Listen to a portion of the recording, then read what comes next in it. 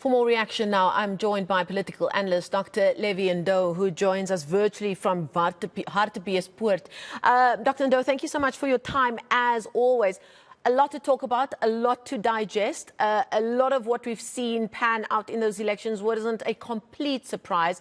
But I want to start by focusing on John Steenhuisen's speech. This, of course, was the Congress where this party lays out the leadership and indeed the strategy and messaging that they're planning on taking into the big national polls in 2024. Steenhuisen said, and I quote, "As of today, I declare Julius Malema's EFF to be political enemy #1 of the Democratic Alliance." Not mincing his words there, but also kicking off what probably is not going to be the prettiest of campaigns for all of us.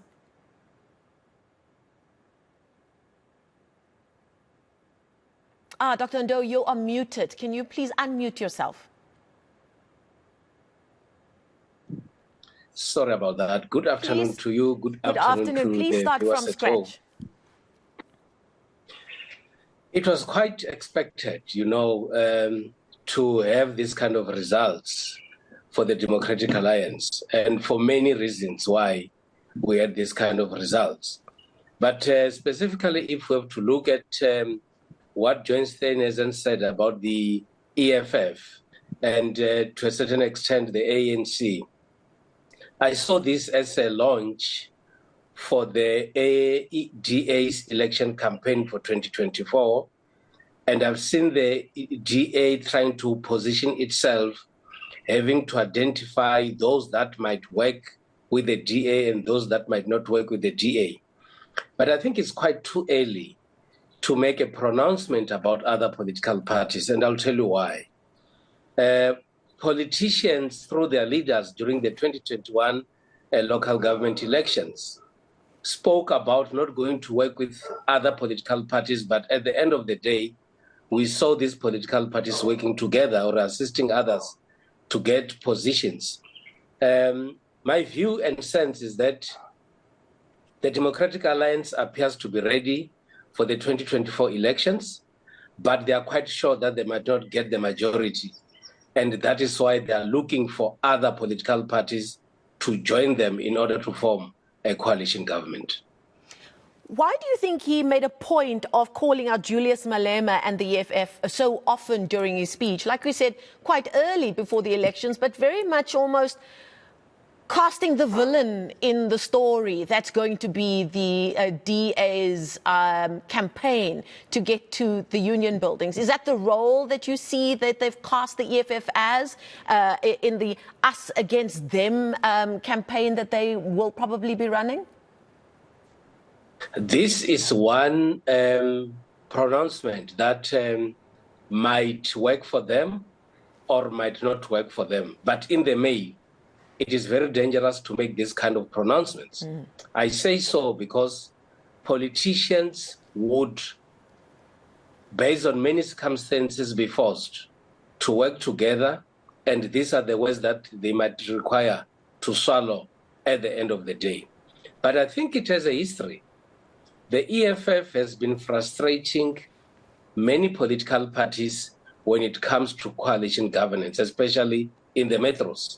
And I think the DA has found the EFF to be one party that they would not want to see closer to government or governance because of the frustrations that they might have actually gone through. But my view is that politicians should always be ready for anything, because as much as they talk more about coalitions and moving towards coalition government, it therefore means that they are going to be forced by the voters, whether they like it or not, in some instances, to work with the very same political parties that they say are their sworn enemies. The DA hasn't had the easiest of times in navigating their life as a coalition organization in some major municipalities and metros in the country. They've come unstuck a few times over the last few years since the last local government elections. From what you've observed of how they've managed or not managed those coalition relationships, what do you think that bodes for them if we are looking at the inevitability of a coalition government at national level? Well, I think when we observe in many areas where there has been challenges of coalitions, it will be based on the fact that the DA would be having bigger numbers where they have to form coalitions and they'll just need smaller parties. And it would appear as if they would want to play a big brother attitude, which is not easily acceptable by other coalition partners. But the sense that I get now is that as they talk about bringing all other political parties together in order to form a coalition, I don't expect the Democratic Alliance to play a big brother role or attitude, because that has a potential to make other political parties feel that they are not being taken seriously by the Democratic Alliance. But the events that have unfolded in the different coalitions in the Republic of South Africa might have given the Democratic Alliance an opportunity to learn on their mistakes and indeed try to do better as they move forward with these coalition arrangements. Let's take a second then as we wrap up, Dr. Ndou, just looking at the layout of that leadership that was elected at the DA Congress. We've just had it announced here not so long ago in Midrand.